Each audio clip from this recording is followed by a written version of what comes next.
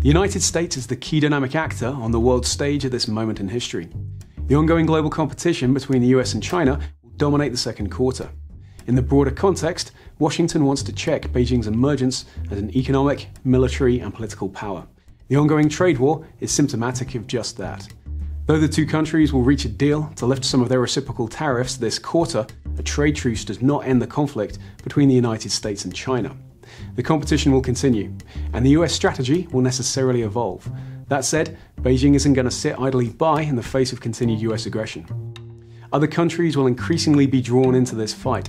Even those trying to remain on the sidelines or balance between Washington and Beijing will be pulled into the fray as harsher measures are applied to force peripheral actors to choose one side or the other. The United States is making tangible changes to its military posture and focus throughout the world, most notably in Syria and Afghanistan.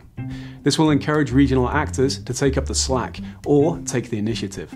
This increases the possibility of state-to-state conflict in certain theaters and a potential resurgence of local or transnational militancy.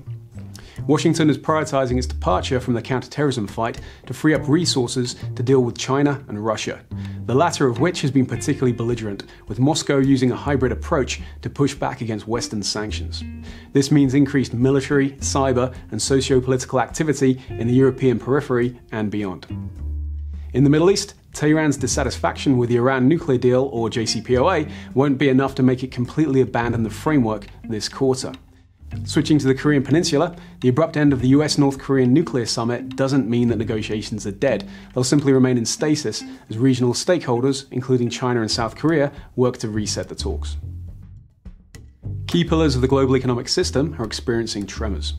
In Europe, a variety of factors, including Brexit, EU-US trade disputes, and financial fragility in southern Europe, will have a negative impact on the overall European economy. Italy's banks are the greatest economic risk in the Eurozone, and on top of everything, there is still uncertainty surrounding exactly how the UK will leave the European Union, though there won't be a hard Brexit this quarter. And then there is the matter of China's slowing economy, which will negatively impact multiple trade partners in East Asia in the short term. Looking across to South Asia, Indian elections in April will determine the success with which the country can accomplish the already challenging task of passing economic reforms, hoping to boost labour-intensive growth in the $2.6 trillion economy. To summarise, the global economy will slow down but not stall over the coming quarter. For major oil producers like Russia and Saudi Arabia, the new reality through Q2 and beyond is continued cooperation. North American oil production is relentlessly on the rise, and the United States will continue to export crude oil at record levels over the quarter. This could finally force Moscow and Riyadh to form a more tangible alliance on oil production. While this bloc will be able to manage oil prices to some degree, Washington will try to convince them to keep production high to prevent any price hikes. The oil price issue will dog Saudi-US relations, which are plummeting amid efforts in the US Congress to reduce cooperation in Riyadh, in part thanks to the Khashoggi affair. As a result, the kingdom is looking to the United States' rivals, China and Russia, for closer economic ties.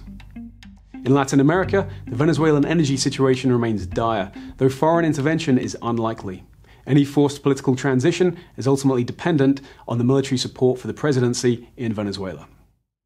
To stay abreast of global developments over the next few months, be sure to check out Stratfor's 2019 second quarter forecast.